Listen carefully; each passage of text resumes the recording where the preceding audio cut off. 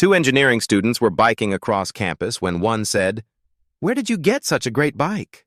The second engineer replied, "Well, I was walking along yesterday minding my own business when this gorgeous woman rode up, jumped off, tossed the bike to the ground, stripped completely naked, lay down in front of me and said, 'Take what you want.'" The first engineer nodded thoughtfully and said, "Good choice. The clothes probably wouldn't have fit you anyway." A male student asked his English professor, "Sir, what exactly is the definition of a dilemma?" The professor replied, "Well, nothing explains it better than an example. Imagine you're lying in a big bed. On one side is a gorgeous, naked, very interested young woman. On the other side is an equally interested gay man. Now tell me, who are you going to turn your back on?" There is a girl walking up the stairs in a church one day. As the priest is walking by, he looks up and notices that this girl is not wearing any panties. The priest calls the girl and gives her $20 and says, "Little girl, take this money and buy yourself some panties. It's not proper to walk around without any panties on." The girl goes home and gives the money to her mother and asks her mother to buy panties for her. When the mother asks where the girl got the money, the girl explained what happened. Upon hearing how the girl got the money, the mother rushes to her room, whips off her panties, and puts on one of her shortest dresses and runs out to the church. As soon as the mother sees the priest coming, she begins to walk up the stairs. The priest then notices the lady and calls her down. The woman, not wanting to show that she is expecting anything, walks back to the priest very calmly. The priest hands the lady $1 and says, "Lady, take this money and for God's sake go buy yourself a razor." Two old men were sitting in the park playing a casual dice game on a rickety table, each tossing in a few crumpled bills to keep things interesting. Just as one was about to roll, a stunning blonde walked up, eyes gleaming. "Mind if I join?" she asked, placing a fat stack of cash on the table. Before they could even respond, she smirked. "I feel luckier when I'm naked." Without hesitation, she undresses, grabs the dice, and yells, "Come on, baby, Mama needs new clothes." The dice tumbled across the table, finally coming to a stop. She clapped her hands, jumped in excitement, and squealed, "Yes, I won! I won!" With a wide grin, she swept up the entire pile of cash, gave each old man a hug, grabbed her clothes, and strutted away, leaving them stunned. For a long moment, silence. Then one of the old men leaned forward and whispered, "What did she roll?" The other scratched his head. "No idea. I thought you were watching." Still stunned, they watched her disappear into the park. Then, after a moment, one of the old men grinned and stood up. "I'll be right back." Curious, his friend watched as he followed after her, catching up just as she finished buttoning her blouse. "You know," he said with a smirk, "I can tell a woman's exact age just by fondling her breasts." She laughed. "Oh, really? No way! Go ahead and try Grandpa." With a mischievous grin, Grandpa gently fondled her for a few moments, then stepped back. "Well?" she asked, raising an eyebrow. "How old am I?" The old man grinned. "Yesterday." A nurse was on duty in the emergency room when a young woman with purple hair, styled into a punk rocker mohawk, sporting a variety of tattoos and wearing strange clothing, entered the ER. It was quickly determined that the patient had acute appendicitis, so she was scheduled for immediate surgery. When she was completely disrobed on the operating table, the staff noticed that her pubic hair had been dyed green, and above it there was a tattoo that read, "Keep off the grass." Once the surgery was completed, the surgeon wrote a short note on the patient's dressing which said, "Sorry, had to mow the lawn." "Last night I got into bed with my wife and all I wanted to do was go to sleep, but she had other ideas and started to grab hold of me and play with me. I knew she was up for it. So I turned to her and said, 'Darling, go downstairs and bring the cling film up.' And she did because she's a really broad-minded girl. So I ripped off a large piece and put it between her legs. She looked at me and said, "Will it make me really sensitive?" I looked back at her and said, "No, but it'll keep you fresh until tomorrow." A man took his dog to the vet and asked him to cut off the dog's tail. "Why do you want to do that?" asked the vet. "His tail is perfectly healthy." "I know," said the man, "but my wife's mother is arriving tomorrow, and I don't want anything to make her think she is welcome." Bert, at 85 years old, always wanted a pair of soft spike golf shoes like Freddie Couples, so seeing some on sale after his round, he bought them. He was so delighted with his purchase, he decided to wear them home to show the missus. Walking proudly into the house, he sauntered into the kitchen and said to his wife, "Notice anything different about me?" Margaret, at age 83, looked him over and replied, "Nope." Frustrated, Bert stormed off into the bathroom, undressed, and walked back into the kitchen, completely naked except for the new golf shoes. Again he asked Margaret, a little louder this time, "Notice anything different now?" Margaret looked up and said in her best deadpan response, "Bert, what's different? It's hanging down today, it was hanging down yesterday, and it'll be hanging down again tomorrow." Furious, Bert yells out, "And do you know why it's hanging down, Margaret?" "Nope, not a clue," she replied. "It's hanging down because it's looking at my new golf shoes." Without missing a beat, old Margaret replies, "You should have bought a new hat." A guy dies and goes to hell and meets Satan. Satan says to the man, "Nowadays, people entering hell are able to choose their own personal hell. I will take you to a series of doors, and you will look inside and tell me if that is where you would like to spend eternity." Satan opens the first door. The man looks inside and sees thousands of people standing on their heads on a hardwood floor. The man says, "This looks too uncomfortable. Show me the next room, please." Satan then walks the man down to the second door. The man looks inside and sees thousands of people standing on their heads on a concrete floor. The man says, "This is even worse. Please show me the next room." Satan nods and takes him to the third door. The man looks inside, sees thousands of people standing knee-deep in liquid, all drinking coffee. The man says, "This is the place for me." Satan says, "Are you sure? Once the door closes, you can never go back." The man says, "I'm positive. I do love coffee." The man steps in, and Satan closes the door. Just before the man could get comfortable, a voice on the loudspeaker says, "Coffee break is over. Back on your heads." A helicopter carrying passengers suddenly loses engine power, and the aircraft begins to descend. The pilot safely performs an emergency landing in water and tells the passengers to remain seated and to keep the doors closed, stating that in emergency situations, the aircraft is designed to stay afloat for 30 minutes, giving rescuers time to get to them. Just then, a man gets out of his seat and runs over to open the door. The pilot screams at him, "Didn't you hear what I said? The aircraft is designed to stay afloat as long as the doors remain closed." "Of course I heard you," the man replied, "but it's also designed to fly, and look how good that one worked out." Grandma and Grandpa were watching a healing service on TV. The evangelist called to all who wanted to be healed to go to their TV set, place one hand on the TV and the other hand on the body part where they wanted to be healed. Grandma got up and slowly hobbled to the TV, placed her right hand on the set and her left hand on her arthritic shoulder that was causing her to have great pain. Then Grandpa got up, went to the TV, placed his right hand on the set and his left hand on his crotch. Grandma scowled at him and said, "I guess you just don't get it. The purpose of doing this is to heal the sick, not to raise the dead." The girlfriend and I had a blazing row. Then she stormed off, jumped in the car, sped away, and ended up wrapping it round a lamppost and killing herself.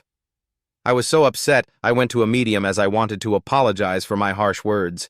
For half an hour we sat there in silence, watching the Ouija board. All of a sudden the medium stands up and says, "That'll be $500, please." "But nothing's happened," I replied. "She's still not talking to you," said the medium. A farmer is giving his blonde wife last-minute instructions before heading to town to do chores. "That fellow from the university will be along this afternoon to inseminate one of the cows.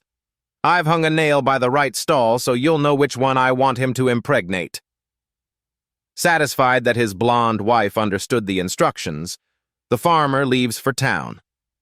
That afternoon, the inseminator arrives, and the wife dutifully takes him out to the barn and directly to the stall with the nail. "This is the cow right here," she tells him. "What's the nail for?" the guy asks. Replies the wife, "I guess it's to hang up your pants." On the night of a Halloween costume party, a couple were having trouble picking suitable outfits. After a while, the wife got mad and stormed out of the room. 15 minutes later, she came back completely naked except for a lemon between her legs. The husband looked at her for a moment and then stormed out of the room himself. 20 minutes passed, and then he came back with a potato around his penis. The wife gave him a weird look, and then the husband replied, "If you're going as a sourpuss, I'm going as a dictator." An old man, Mr. Wallace, was living in a nursing home. One day, he appeared to be very sad and depressed. Nurse Tracy asked him if there was anything wrong. "Yes, Nurse Tracy," said Mr. Wallace. "My private part died today, and I am very sad." Knowing her patients were a little forgetful and sometimes a little crazy, she replied, "Oh, I'm so sorry, Mr. Wallace. Please accept my condolences." The following day, Mr. Wallace was walking down the hall with his private part hanging out of his pajamas. He met Nurse Tracy. "Mr. Wallace," she said, "you shouldn't be walking down the hall like that. Please put your private part back inside your pajamas." "But, Nurse Tracy, I can't," replied Mr. Wallace. "I told you yesterday that my private part died." "Yes," said Nurse Tracy. "You did tell me that. But why is it hanging out of your pajamas? You've got to love this." "Well," he exclaimed, "today is the viewing." Patty is on holiday in London and staying in a top London hotel. He has a luxury room on the top floor. At 2 a.m. the fire alarms go off and wake Patty up. He thinks for a moment and decides he'll be safest if he goes out onto his balcony. The first rages through the hotel, but Patty stands his ground on the balcony, hoping that the fireman's ladder will reach him soon. However, the fire brigade's ladder will not reach the balcony on which Patty is waiting. The chief fire officer discusses the situation with his number 2, who thinks that their only option is to use the catching blanket. The chief fire officer uses a loudspeaker to tell Patty their plan. 8 fire officers roll out the catching blanket and hold it off the standard 3 feet of the ground. The fire chief tells Patty to climb onto the outside of the balcony. He then tells Patty to fold his stem across his chest and fall backwards from the balcony. Patty says, "You're not getting me like that." The fire officer says, "Patty, this is your only chance of surviving." Patty says, "But you're English, and I know that once I begin to fall, you'll move the blanket." The fire chief says, "Patty, this is your only chance. We will not move the blanket."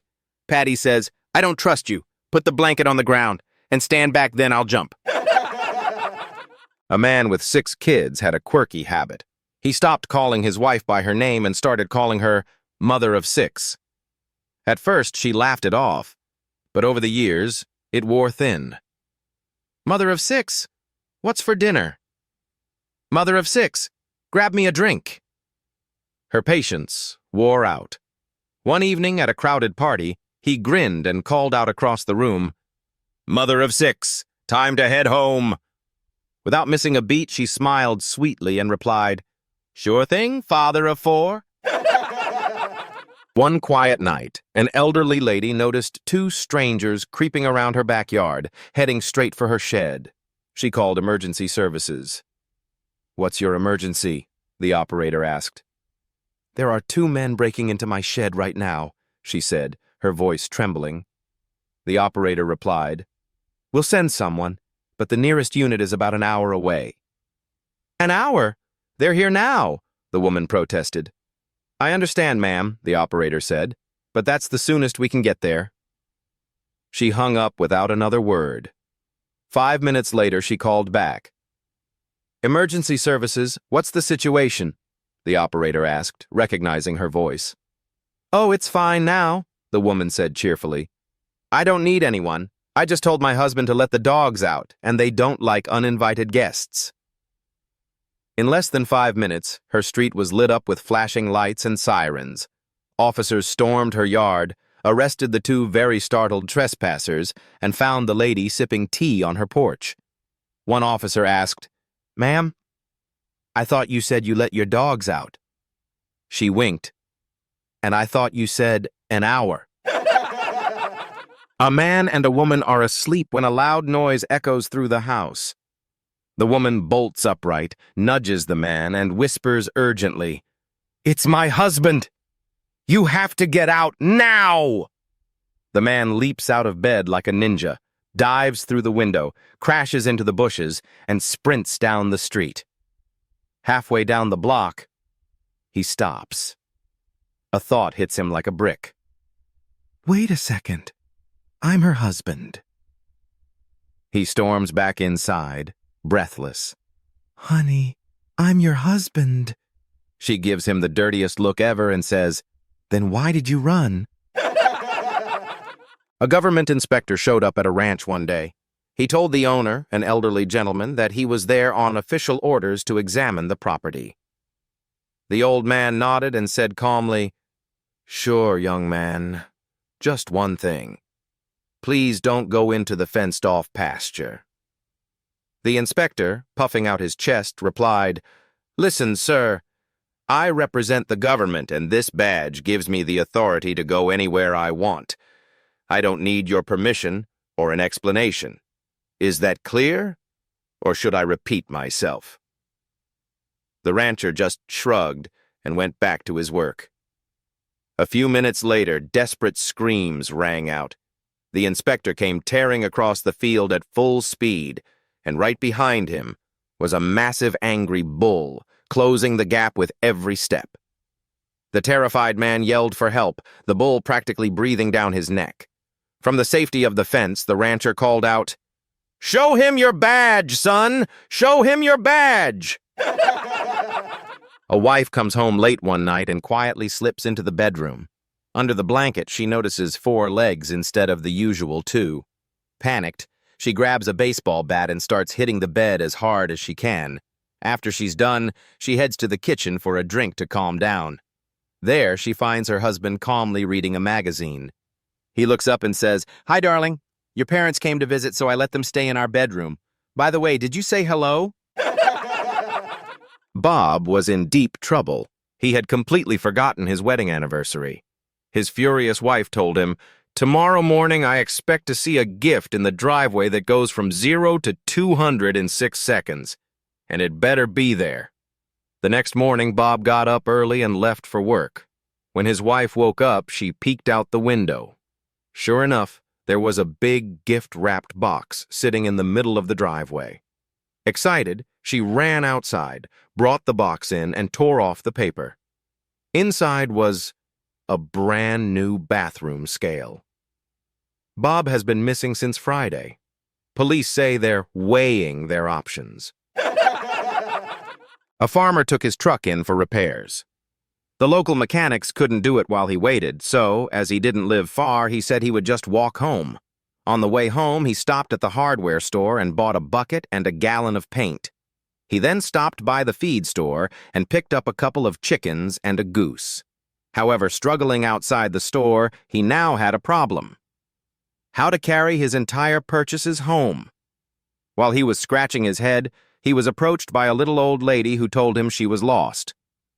Can you tell me how to get to 1603 Mockingbird Lane? She asked. Well, said the farmer, as a matter of fact, my farm is very close to that house. I would gladly walk you there, but I can't carry this lot. Why don't you put the can of paint in the bucket? Suggested the little old lady. Carry the bucket in one hand, put a chicken under each arm, and carry the goose in your other hand." "Why, thank you very much," he said, and proceeded to walk the old girl home. On the way, he said, "Let's take my shortcut and go down this alley. We'll be there in no time." The little old lady looked him over cautiously and then said, "I am a lonely widow without a husband to defend me. How do I know that when we get in the alley you won't hold me up against the wall, pull up my skirt, and have your way with me?" "Holy smokes, lady," the farmer said. "I'm carrying a bucket, a gallon of paint, 2 chickens, and a goose. How in the world could I possibly hold you up against the wall and do that?" "Well, if you were to do such a thing," the old lady replied, "you would set the goose down, cover him with the bucket, put the paint on top of the bucket, and I would hold the chickens." "Old man, Doc, you won't believe this. I had just made myself a cup of tea and sat down when my wife came in, pulled off her clothes, and said, 'Make love to me right now.' So I did her right there on the sofa, best I've ever had in my life. After we finished, she lay in my arms and said, 'Don't forget your cup of tea.' Doctor, that's amazing, so what's the problem?" I told her, "I'll just let it cool down, it's still too hot." An American farmer was touring the Australian Outback and chatting with a local rancher. The Aussie proudly waved his hand across his land and said, "That's my wheat field, pretty big, huh?" The American shrugged and replied, "That's nice, but back home in Texas, our wheat fields are so wide the sun sets before we finish plowing." A little later, the Australian pointed to his herd of cattle grazing nearby. "These are my cows," he said with a grin. The Texan smirked. "Ours are bigger. We've got longhorns so massive they cast shade like oak trees." Just then, a group of kangaroos came hopping by in the distance. The American's jaw dropped. "What on earth are those?" The Aussie raised an eyebrow and said, "What? Don't y'all have grasshoppers in Texas?" For her 85th birthday, a sweet old lady received gifts from her 3 grown sons, each determined to impress her. The oldest, a wealthy businessman, gifted her a massive new house with marble floors, 10 bathrooms, and a garden that needed a full-time staff. The middle son, a luxury car dealer, delivered a brand new limousine with all the bells and whistles, even had her name stitched into the leather seats. The youngest son, who didn't have as much money but knew his mom's deep love for her faith, decided to find something meaningful. After months of searching, he discovered a rare parrot trained by monks. This bird could quote the entire Bible, chapter and verse, and explain every passage in detail. The parrot cost more than his car and apartment combined, but he bought it without hesitation and had it flown in from a monastery overseas. A week later, the mother sent thank-you letters. To her eldest, "Thank you for the mansion, dear. It's lovely, but it echoes too much. I've listed it for sale and will be moving into a cozy little cottage by the park." To her middle son, "The car is beautiful, darling, but I need a ladder just to get in. I've traded it for a nice little hatchback with heated seats." And to her youngest, "Oh, my sweet boy, you always did know my taste. Thank you so much. That roasted chicken was the most flavorful bird I've ever had." We took some friends out to a new restaurant and noticed that the waiter who took our order carried a spoon in his shirt pocket. It seemed a little strange. When the waiter brought our water and cutlery, I noticed he also had a spoon in his shirt pocket. Then I looked around and saw that all the staff had spoons in their pockets. When the waiter came back to serve our soup, I asked, "Why the spoon?" "Well," he explained, "the restaurant's owners hired Anderson Consulting to revamp all our processes. After several months of analysis, they concluded that the spoon was the most frequently dropped piece of cutlery. It represents a drop frequency of approximately 3 spoons per table per hour. If our staff are better prepared, we can reduce the number of trips back to the kitchen and save 15 man-hours per shift." As luck would have it, I dropped my spoon, and he was able to replace it with his spare. I'll get another spoon next time I go to the kitchen instead of making an extra trip to get it right now. I was impressed.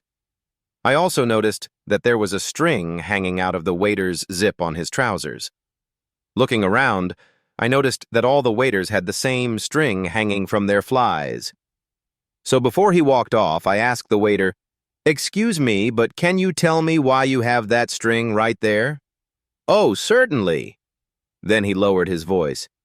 "Not everyone is so observant. That consulting firm I mentioned also found out that we can save time in the restroom. By tying this string to the tip of you-know-what, we can pull it out without touching it and eliminate the need to wash our hands, shortening the time spent in the restroom by 76.39%. I asked, "After you get it out, how do you put it back?" "Well," he whispered, "I don't know about the others, but I use the spoon."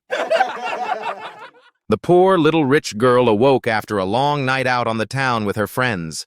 She found herself totally naked and with a monster of a hangover, so she rang for her butler and ordered a strong cup of black coffee. When he delivered it, she said, "Jeeves, I can't remember a thing about last night. How did I get to bed?" "I carried you upstairs, ma'am, and put you to bed."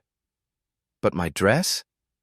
"It seemed a pity to crumple it, so I removed it and hung it in your closet." "But what about my underwear?" "I feared the elastic might limit your circulation, so I took the liberty of removing them."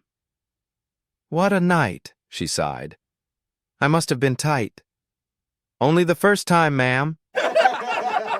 Two teenagers, Fred and Joe, meet after school, and Fred is all excited.